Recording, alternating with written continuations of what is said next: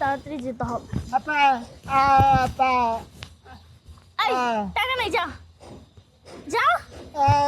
এই তো বাবা,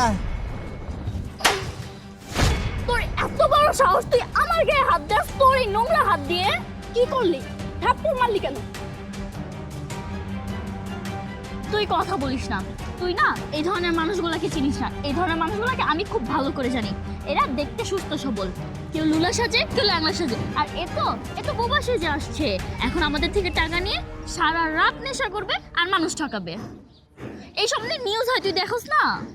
আহা, তুই সবাইকে এক কেন ভাবিস বলতো? এমনও তো হতে পারে উনি সত্যি ভিক্ষুক, কথা বলতে পারে না, গরিব অসহায়।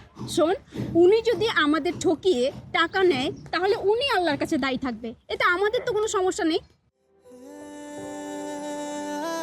শোন, এত ভালো মানুষই দেখাইস না। আমাদের মেডিকেলে কোনো ঝামেলা হলে তুই সেখানেও যা ভালো মানুষই দেখাস। কারণ কি? শোন, বিপদগ্রস্ত মানুষের পাশে দাঁড়ানো এটা আমার দায়িত্ব।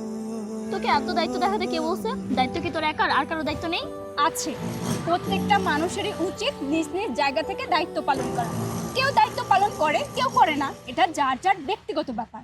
আমার ভালো লাগে তাই আমি অসহায় মানুষের পাশে থাকি। তোর ভালো না লাগলে তুই দাঁড়াস না, তুই যা, চলে যা। শোনো, এই নিন 100 টাকা, এটা দিয়ে আপনি কিছু খাবেন, আর আমার বন্ধু হয়ে আমি আপনার কাছে ক্ষমা চাচ্ছি।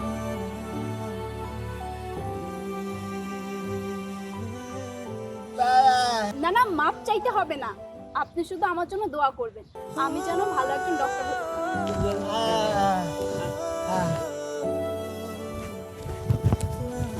দেখলি কত খুশি হলো? সামান্য 100 টাকার জন্য কত রিয়াক্ট করে ফেলি। চল।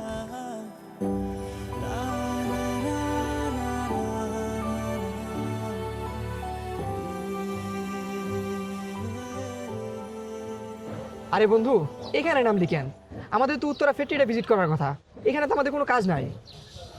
আরে বন্ধু, আমি আমার পছন্দের মেয়েকে পেয়ে গেছি। বিয়ে করলে ওকেই করব। কাকে? যার মধ্যে এত ভালোবাসা, এত মায়া আছে, তাকে দেখো দিকে, ওই মেয়েটিকে। কাজের প্রেসারে তোর মাথাটা পুরোই গেছে। একটা মেয়েকে চিনিস না, জানিস না, তাকে বিয়ে করার সিদ্ধান্ত নিয়ে নিলি। আরে ও তো সাধারণ একটা মেয়ে, তোর সাথে যায় না। হতে পারে ও একটা সাধারণ মেয়ে, কিন্তু ওর মধ্যে একটা অসাধারণ ব্যাপার আছে। চল ওকে ফলো করি। তাহলে আমাদের ফ্যাক্টরি ভিজিটের কি হবে? আরে বেটা, ফ্যাক্টরি পরে ভিজিট করা যাবে। কাউকে ভালো লাগলে তাকে দ্রুত বলে দিতে হয়, তা না হলে অন্য কেউ নিয়ে চলে যাবে। এবার চল থেকে আসি।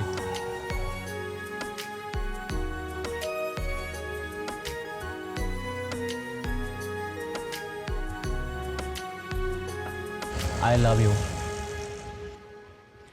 আপনি কি পাগল?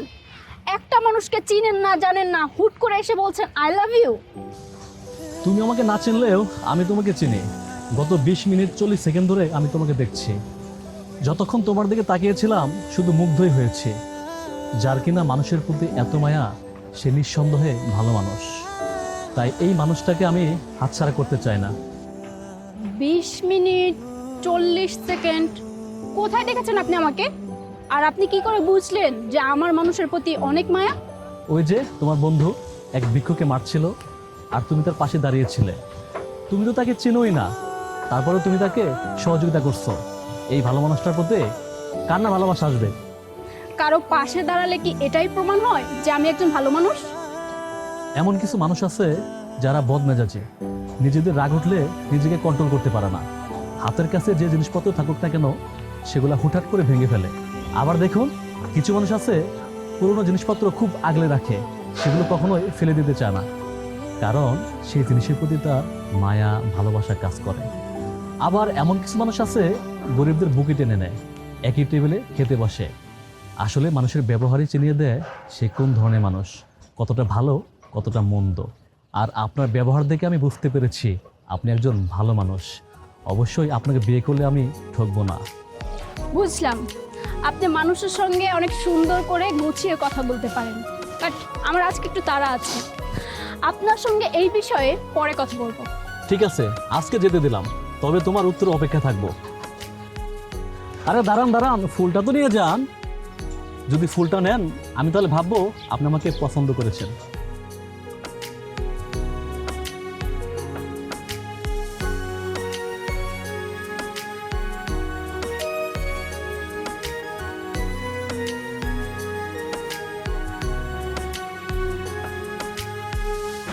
আমার কাছে সব কিছু স্বপ্নের মতো মনে হচ্ছে। কিছুদিন আগেও আমি তোমাকে চিনতাম না, আর এখন এখন আমি আমার নিজের জীবনের চাইতেও তোমাকে অনেক বেশি ভালোবাসি। আচ্ছা, তোমার যদি কখনো মনে হয় আমি তোমাকে ঠকাচ্ছি, তাহলে তুমি কি করবে? আমি নিয়ত মনে করে সব কিছু মেনে নেব। তুমি সত্যিই খুব ভালো একজন মানুষ, আর তোমার মতো ভালো একজন মানুষকে প্রত্যেকটা মেয়েই চাইবে হাজবেন্ড হিসেবে। ও ভালো কথা, তোমাকে যে বলেছিলাম আমার 20 লক্ষ টাকার প্রয়োজন, তুমি তো আজকে দেওয়ার কথা বলেছিলে। টাকাটা কি এনেছো? আমার আর্জেন্ট দরকার। হ্যাঁ, অবশ্যই নিয়ে এসেছি। দাঁড়াও, আমি নিয়ে আসি।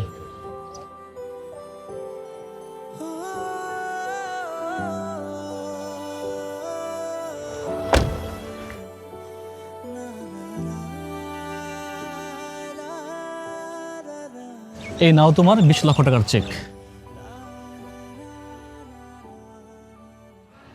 I am sorry Ratul. কেন সরি বলছো কেন? এমনিতেই তুমি আমাকে যে পরিমাণ বিশ্বাস করেছো, আমি জানি না সেই বিশ্বাসের মর্যাদা রাখতে পারবো কিনা। তবে তুমি আমাকে কখনো ভুল বুঝো না। আমি যদি কখনো ভুল করেও থাকি, তাহলে সেটা পরিস্থিতির শিকার।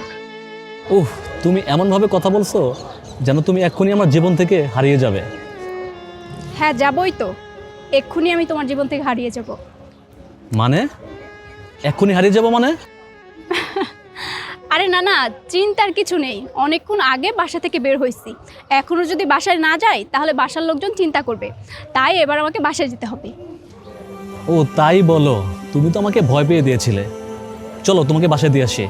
না না, বাসায় দিয়ে আসতে হবে না তোমার। তুমি আমাকে মেন রোড পর্যন্ত দিয়ে আসো, তাহলেই হবে। চলো চলো।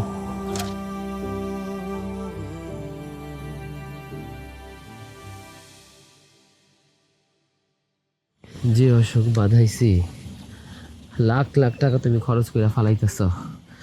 হাল্লাই জানে বাঁচুম না মরুম। এটা কেমন কথা বলতেছো বলো তো? অবশ্যই তুমি বাঁচবে, যেহেতু তোমাকে ওপেন হার্ট সার্জারি করিয়েছি।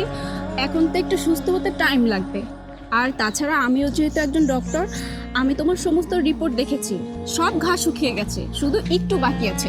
ওটাও কিছুদিন রেস্ট নিলে শুকিয়ে যাবে। তুমি আসো বইলে একটু ভরসা পাই, তাইলে কবে মরে যাইতাম। হার্টের রোগ বইলা কথা। উফ, আমি যতদিন আছি তুমি একদম চিন্তা করবে না। আমি নিজে তোমার টেক কেয়ার করব। তুমি সুস্থ হয়ে যাবে, শুধু শুধু দুশ্চিন্তা করতেছো। চলো, সামনে গেলেই গাড়ি পাবো, তোমাকে গাড়িতে করে বাসায় নিয়ে যাব। আস্তে, আর একটু।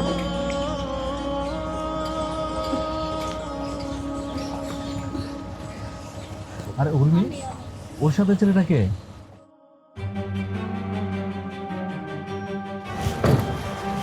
উর্মি, উনি কে? ওর সঙ্গে তুমি কোথায় গিয়েছিলে? আর কয়েকদিন যাবো তোমার কোনো খোঁজ খবর নেই। আমি আমি রুবির স্বামী।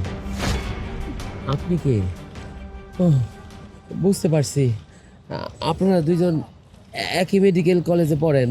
আপনারা দুজন বন্ধু, তাই না? উর্মি, তুমি যে বিবাহিত আগে বলনি তো? আমি ওরে কইতে না করছিলাম। আসলে ও খুব মেধাবী একজন ছাত্রী। আমার খুব ইচ্ছা ছিল ও মেডিকেল কলেজে পড়বে। মেডিকেল কলেজে ভর্তি হয়ে সবারই যদি বইলা বেড়াইতো বিবাহিত, তাইলে কি তার মান সম্মান থাকতো? সবাই ওর সাথে ভালো ব্যবহার করতো না।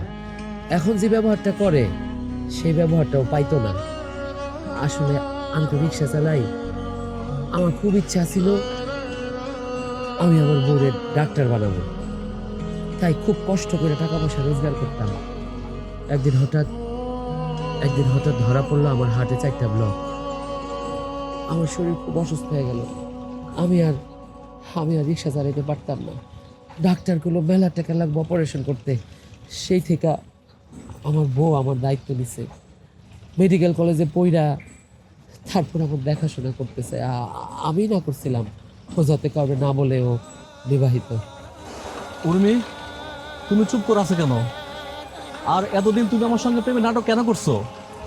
তোমার স্বামী থাকা সত্ত্বেও তুমি আমার সাথে প্রেমের অভিনয় কেন করছো? সরি রাতুল, আমি যা করেছি টাকার জন্য করেছি। ও আমার স্বামী, ওর সঙ্গে আজ থেকে 8 বছর আগে বিয়ে হয়েছে। এই মানুষটা 8 বছর যাবৎ আমার পড়াশোনার খরচ, আমার যাবতীয় খরচ এই মানুষটা চালিয়েছে। কষ্ট কি জিনিস সেটা আমাকে বুঝতে দেয়নি। হঠাৎ একদিন রিক্সা চালাতে গিয়ে ওর বুক অনেক ব্যথা উঠে। ওকে ডাক্তারের কাছে নিয়ে গেলাম। ডাক্তারে বলল ওর হার্টটা কি ব্লক হয়ে গেছে, অপারেশন করানোর জন্য 20 লক্ষ টাকা লাগবে। আমরা তো গরিব মানুষ, এত টাকা কোথায় পাবো বলো তো? তাই তুমি যেদিন আমাকে প্রপোজ করেছিলে সেদিন তোমাকে দেখেই মনে হয়েছিল তুমি অনেক বড় লোক। তাই তোমাকে ব্যবহার করে 20 লক্ষ টাকা নিয়েছি ওকে সুস্থ করার জন্য। ডাক্তার বলেছে ও এখন মোটামুটি সুস্থ, ওকে আজকেই রিলিজ দিয়েছে। তোমাকে ঠকিয়েছি, মিথ্যে বলেছি, সবটাই আমার ভালোবাসার মানুষকে বাঁচানোর জন্য। যে মানুষটা আমার জন্য এত কিছু করেছে, আমি তার বিপদে তার হাত ছেড়ে তো পালিয়ে যেতে পারি না। আমি চাইলে তোমাকে বিয়ে করে সুখে থাকতে পারতাম, কিন্তু আমি শুধু আমার নিজের সুখ চাইনি। আমি চেয়েছি আমার ভালোবাসার মানুষটাকে নিয়ে একসঙ্গে ভালো থাকতে চেয়েছি, সুখে থাকতে চেয়েছি। আমি জানি আমি অনেক অন্যায় করেছি, আমি যে ভুল করেছি এই ভুলের কোনো ক্ষমা হয় না। তবে তুমি চাইলে আমাকে পুলিশে দিতে পারো, আমি আমার স্বামীকে বাঁচানোর জন্য সব কিছু করতে পারি, সব কিছু। একজন কেন, আরও যদি 10 জন মানুষকে ঠকাতে হয় আমি তাই করব।